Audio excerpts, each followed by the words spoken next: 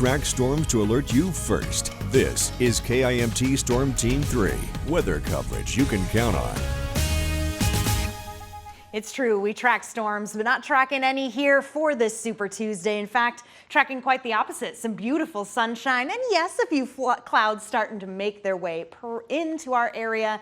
At most, filtering out some of the sunshine, but they're pretty thin, not necessarily bringing anything our way as we get through the rest of today. That sun has helped warm temperatures back up into the 40s, so once again, we are above average. We're currently sitting at 43 degrees in Rochester, which is 3 degrees warmer than this time yesterday. It's a 5-degree jump in Mason City, currently at 46, a 9-degree jump in Owatonna, currently at 45 degrees. So we are seeing 40s across the board, starting to see a little bit of that green color invade the map. That is indicating where temperatures are getting closer and closer to the 50-degree mark, which some of us could easily break today.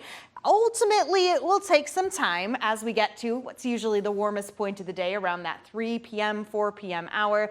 That's when we will hit our peak before we gradually begin to cool back down. And it will be a gradual cool, but by midnight, we are still close to that freezing point. Haven't gone below it quite yet. We've got clearer skies though, so it's a possibility that tomorrow could start off chilly just like it did today.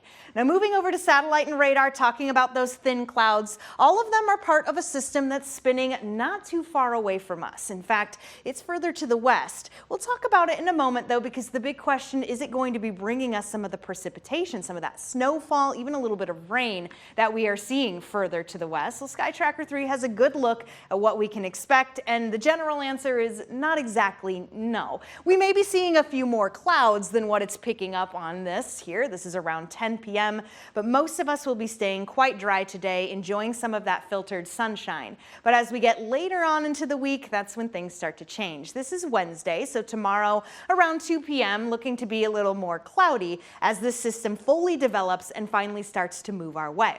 This is currently what's happening. So again, further off to the west, bringing some snow to our friends in the Dakotas, and further north and west in Minnesota. But as you can see, as it tries to make its way more eastward, it's interacting with some drier air and kind of breaking apart. That's what's currently over us, that drier air. But eventually this system is going to get enough energy to finally start making its way eastward. As it does, it brings us a chance for some rainfall. Particularly Thursday night through our Friday, we see that highest chance for some rain before we dry out once again as we head later into the weekend. So how much rain are we looking at? It's not a ton, but we will take whatever rain we can get. This is a look basically from Thursday all the way to Saturday morning, and most of us will be staying under a ½ inch of that rainfall, but a little further to the south, and there's a bit more expected there, a little bit more that we certainly need across all of Iowa. Now moving over to the 7-day forecast, where the weekend is always in view, and we see that rain chance. Fingers crossed that it does start to make its way a little bit further to the north. We get a little more of that rain, because like I've been saying, we really need it. And once it goes away, then we got the sunshine back. So a little something for everyone. Yeah, hopefully it heads our way. Thanks, Sarah. Fingers crossed.